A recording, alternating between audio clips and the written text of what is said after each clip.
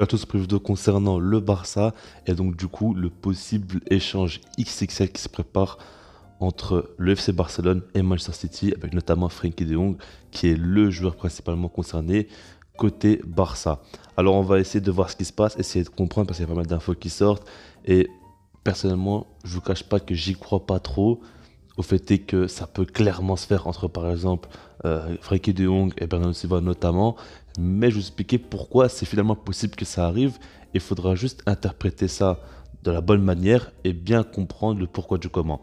Alors déjà on va commencer par parler de Frenkie de Jong et c'est le joueur aujourd'hui dont on parle énormément pour une potentielle vente du côté d'United ou dans un échange possible avec notamment Manchester City. Alors le truc c'est que le Barça devra faire de grosses ventes. Et ça, je vous le dis depuis longtemps. Pour moi, le mercato du Barça, il y a plusieurs gros facteurs à prendre en compte, dont notamment Barça Studio et le fait qu'il soit vendu. Après, il y a le deal CVC. Il y a notamment aussi la vente de joueurs. Et c'est un des plus gros points. Si le Barça n'arrive pas à vendre quelques joueurs à un assez bon prix, ils ne pourront pas faire un très très gros mercato. C'est lié, il faudra libérer de la place au niveau du fair play financier et au niveau de la masse salariale aussi. Donc il va falloir vendre. Maintenant on parle de Young parce que des clubs seraient prêts à mettre 80, 100 millions d'euros, voire même plus pour se procurer. Et du coup ça fait réfléchir le board parce qu'ils se disent tout simplement que de Jong n'est pas un joueur indispensable à l'heure actuelle pour Xavi. Il y a quand même beaucoup de monde dans le terrain, des Gavi, des Pedri qui montrent des choses assez folles et qui sont très très réguliers. Alors que De Jong, c'est un joueur qui peut te sortir un match exceptionnel, mais il peut sortir des fois des matchs très moyens où on ne comprend pas trop pourquoi il n'arrive pas à performer. Et du coup, c'est pas un joueur totalement sûr.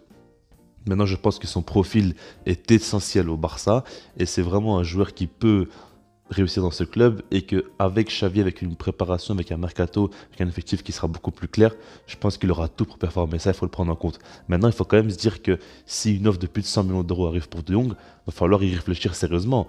Et puis surtout, il peut y avoir un changement avec d'autres très gros joueurs confirmés dans un club comme Manchester City, il faut le prendre en compte. Maintenant, moi, je pense que le Barça pourrait le vendre, comme je l'ai déjà dit il y a quelques jours, quelques semaines. J'en avais parlé par rapport au fait qu'il puisse aller à United.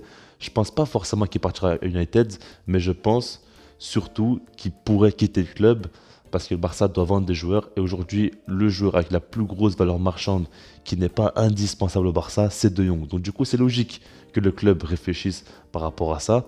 Et pour moi, ça ne me paraît pas déraisonnable. Je pense que le Barça va tenter si jamais ils le vendent pour une très grosse somme. Après, de ce que j'ai compris, Xavi lui fait confiance, Xavi veut l'instaurer dans son projet et veut miser sur lui. Donc, en soi, il y a une petite probabilité qu'il puisse partir, mais elle est quand même présente et il va falloir quand même l'étudier. Maintenant, côté City, si jamais il y a un échange, quel joueur pourrait arriver? Alors, le premier joueur qu'on attend, c'est Bernardo Silva. Bernardo Silva, c'est un joueur, ça fait longtemps que je vous en parle, surtout cette saison, parce qu'en soi, je ne cache pas que la saison passée, moi, j'étais contre son arrivée.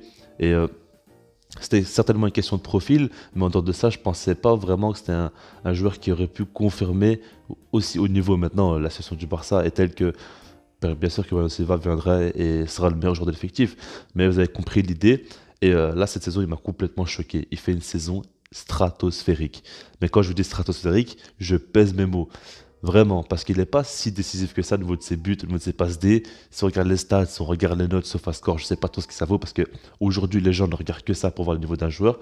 Maintenant, ce qu'il faut prendre en compte, c'est qu'il a une régularité exceptionnelle et qu'il a une importance capitale dans le jeu de Guardiola. C'est le joueur le plus utilisé par Guardiola, alors qu'il a un effectif monstrueux, qu'il a énormément de top joueurs, mais Bernardo Silva est un joueur ultra important pour lui. C'est un joueur qui peut parfaitement jouer en tant que relayeur, en tant qu'intérieur si vous préférez. Il peut jouer en tant qu'ailier, il peut jouer en tant que faux numéro 9, mais il peut jouer sur le côté droit, sur le côté gauche. Et il peut aussi jouer en double pivot. On l'a vu ces derniers matchs dans les grosses rencontres. Il est dans un double pivot aux côtés de Rodri et il est vraiment le joueur qui va apporter donc beaucoup de soutien à la relance dans les premiers mètres et qui va notamment porter le ballon et faire gratter des mètres balle au pied. C'est assez fou comment il est fort techniquement, comment il est à l'aise, comment il est bon de sa qualité de passe, sa vision de jeu. Pour moi, à l'heure actuelle, c'est le meilleur milieu de terrain au monde. Il a vraiment trop de qualité ce joueur-là. Franchement, je suis amoureux du joueur, je ne vous le cache pas, je vous dis la vérité. Maintenant, je me demande comment Manchester City va le laisser partir.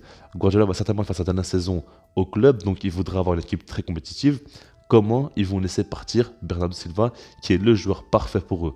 Parce que Silva, c'est un joueur exceptionnel. Maintenant, la question qu'on peut se poser, c'est comment l'utiliser. Et je pense qu'il n'y a aucun coach à l'heure actuelle qui peut mieux l'utiliser que Guardiola. On le voit en sélection, il n'a pas du tout le même impact. Mais c'est normal.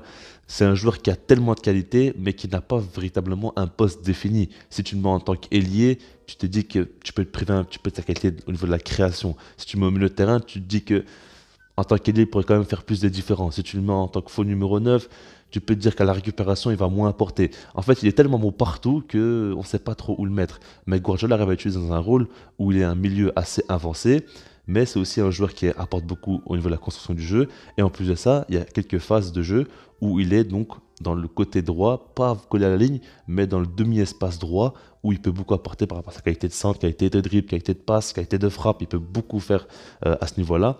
Donc du coup, pour le Barça, je me demande un peu comment ils vont l'utiliser. Après, Xavi, c'est un excellent coach, et je pense qu'il peut aussi faire quelque chose d'intéressant. Mais le problème, c'est que si jamais, par exemple, il vient au Barça, ben, on pourra se dire que c'est notre meilleur ailier, c'est notre meilleur numéro 9, c'est notre meilleur milieu de terrain. Enfin, en fait, il est tellement fort qu'on ne saura pas trop quoi faire de lui. Et je pense pas que c'est le profil adéquat. Bon, certainement qu'il jouera au milieu de terrain. Maintenant, si par exemple, on imagine que De Jong part et qu'il le remplace, tu mets Busquets, Bernardo Silva, Pedri, je suis pas sûr que c'est si complémentaire que ça. Donc, vous voyez que c'est compliqué. Et puis, surtout que le point principal, c'est le fait que City ne va pas laisser partir. Moi, j'y crois absolument pas. Maintenant, le second joueur, c'est Gabriel Jesus. Et par rapport à lui, c'est un joueur que j'aime beaucoup. Alors, les infos ne parlent pas de lui comme quoi il pourrait aller au Barça. On parle plutôt d'un départ côté Arsenal. Mais pour moi, ça me paraît logique que si le Barça prépare un échange avec City, il y aura Gabriel Jesus. Alors, on a vu que le nom de Laporte a fuité. Maintenant, ça me paraît complètement déraisonnable. Et je ne comprends pas du tout cette rumeur-là. Par exemple, Gabriel Jesus, c'est un joueur qui ne reste plus qu'un an de contrat. Et c'est un joueur qui est donc à un poste clé en tant que numéro 9. Après, ce qui est intéressant chez lui, c'est que c'est un numéro 9 de base, mais il peut très bien jouer en tant qu'ailier, il l'a montré. Et puis pour moi, c'est typiquement le genre de joueur qui va réussir au Barça.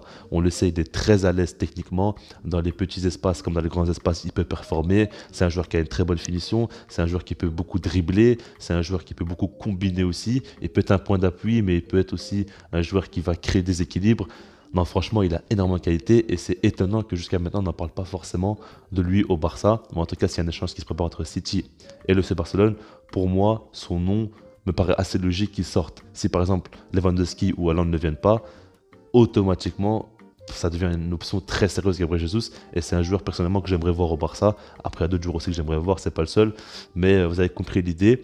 Et pour moi, lui, contrairement à Bernardo Silva, c'est totalement possible qu'il vienne parce que c'est un joueur qui n'a pas énormément de temps de jeu, même si qu'il joue quand même de plus en plus, mais ça n'a pas toujours été le cas parce qu'il y a une énorme concurrence à City, et s'il vient au Barça, bah, il sera directement un joueur indispensable et il jouera clairement tous les matchs. Et puis, c'est un joueur qui reste dans le contrat, il pourrait tenter un nouveau challenge, et pour le Barça, ils ont besoin de renfort en attaque, Dembélé pourrait partir, il faut un numéro 9, il peut compléter deux postes, numéro 9 et ailier droit. Même ailier gauche, il peut jouer, il n'y a pas de problème là-dessus. C'est un joueur qui ferait énormément de bien sur la ligne d'attaque. Et puis quand on sait que Xavi aime bien avoir des joueurs comme ça, assez complémentaires, qui peuvent bouger en plusieurs positions, Gabriel Jesus, c'est typiquement un genre de joueur qui pourrait le faire développer, qui pourrait l'utiliser et en faire de lui un de ses joueurs phares en attaque. Là-dessus, j'en doute pas du tout. Honnêtement, il y a tout pour qu'il puisse venir. Et là-dessus, ça me paraît assez logique. Maintenant, la question est de voir si vraiment le Barça sera prêt à séparer de De Jong ou non. Mais en tout cas, moi, je vous dis vraiment tout ce que je pense. C'est plutôt dans les commentaires ce que vous en pensez, vous aussi. Et puis sinon, moi, je vous dis peace.